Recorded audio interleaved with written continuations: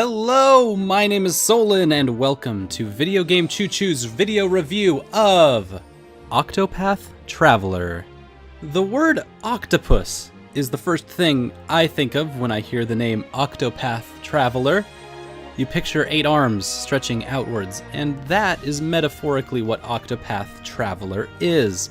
Inspired by the stylings of Final Fantasy VI, and developed by the creators of Bravely Default, Octopath Traveler features 8 stories of 8 people leaving their homes and stretching farther away from their central point as they travel the wide country of Orstera.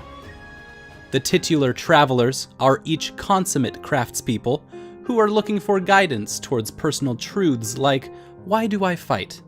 Or, should I save those who will do evil?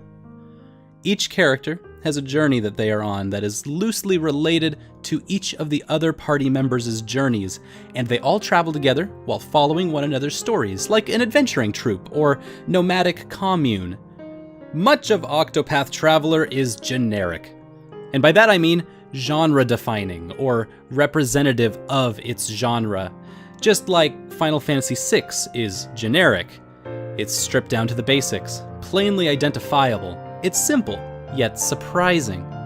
You travel through an overworld, go into dungeons, fight bosses, get treasure. The combat system is similarly simple, yet surprising. The way I describe it is that you can get a character's strongest ability in about an hour. And then you have another 60 hours to figure out every new way you can break the game with that ability. Meanwhile, enemies will desperately try to prevent you from breaking the game by subtly changing their weaknesses and strengths in ways that will throw you off your game. The graphics are simple, yet surprising. Final Fantasy VI's gimmick of having tiny player sprites and large enemies has aged well in this game, although sometimes enemy sprites can feel a bit busy or over-decorated. Octopath adds beautiful dynamic lighting and particle effects that helps not only accentuate the combat with explosions of bright colors, but also captures moods and temperatures of the world. The beaches sparkle gold, the mountains shiver blue, and the cliffs burn red. Speaking of the world, each NPC has an interesting tiny backstory that feeds into a large generational history of the world. As you travel, you feel like you're fleshing out the world in meaningful and satisfying ways. Each city tells a different story of class struggle or feudal politics based on how it's organized, usually around buildings like a church, a trading post, or an aristocrat's manor. The cliffs have a caste system built around if you live on top or on bottom, and the port city built off of the inlet is not nearly as lucrative as the port city built at the end of the peninsula. There are lots of important touches like that. And by the end of the game, I felt like I'd only just started to get to know everyone, and I wished there was even more. Octopath is clear that the game is not about a destination. It's about the people you meet along your journey. All of this world building is simple, but the meta construction of Octopath is ornate. Many parts of it are radially symmetrical, from how the cities are organized, to the paths of wilderness around it that make up spokes of a full wheel. If you follow the path, the first 4 characters you get will always have complementary combat mechanics that help teach you the game, and the last 4 characters will always fill in a specific gap you didn't know you were missing, regardless of who you start with and which direction you travel the game in. Thank you to wonderful Twitter user MoominIB for helping me figure that one out. Finally, if you follow all the main quests in level appropriate order, you'll be traveling in a circle that will slowly spider outwards from the 8 main cities like tentacles extending from the main body. It's just like an octopus. The music is also suitably simple in construction. You have overworld music, battle music, victory fanfares that all evoke a level of drama inherent to the style of game. But they loop so often during fights or long cutscenes, you may forget there's music playing. It isn't bad, it always sets an appropriate mood, and it's well orchestrated, but it's probably the least interesting part of the game due to how explicitly functional it is. There is this really cool flair where each character's motif instrument transitions the cutscene music into the boss battles. It's a really nice touch, and it makes me wish there were a few more nice touches like it. I will see that you meet the same fate as your dear father.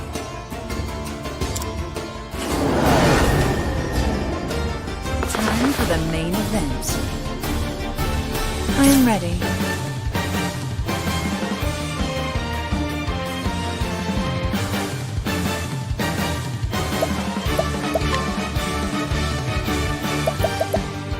Speaking of exciting noises, the voice acting in the game is rich, and fills the palette of otherwise generic sound effects and background musics. Also, it's helpful to understand how to pronounce the more exotic spells, like Cialtigi's Seductoin. With the grace of Cialtige. Oh, thank you. Octopath Traveler is probably the most accessible retro-style JRPG I've played. You can do any main quest on your map at any time. You can go visit any city in the world whenever you want. Even the endgame cities are available if you don't mind traipsing through hostile territory, which, doing so, rewards you with the fast travel option to that city for later. But that accessibility comes at the cost of it feeling staid or unadventurous to fans of the genre who may be looking for something new. Once you realize that each of the 8 characters has 4 chapters, and each chapter takes about an hour and a half to complete, you can do the math and start clocking in exactly how long it'll take for you to complete the game. Tasks might feel rudimentary if you aren't taken in by the stories or the combat. This is most obvious in the dungeon designs, as every dungeon is constructed to be a nearly unobstructed straight line, from entrance to boss fight, and the only reason to leave that line is to pick up the plentiful treasure chests dotting each dungeon. This could seem uninspired or even boring to some, but for me, that's the cost of something I'd consider to be cutting out the bullshit of JRPGs. I don't need to fight the same set of 4 frogs to prove that I'm ready for a boss fight. But at the same time, if I wanted to, it's still there, and I'd still be rewarded for doing it.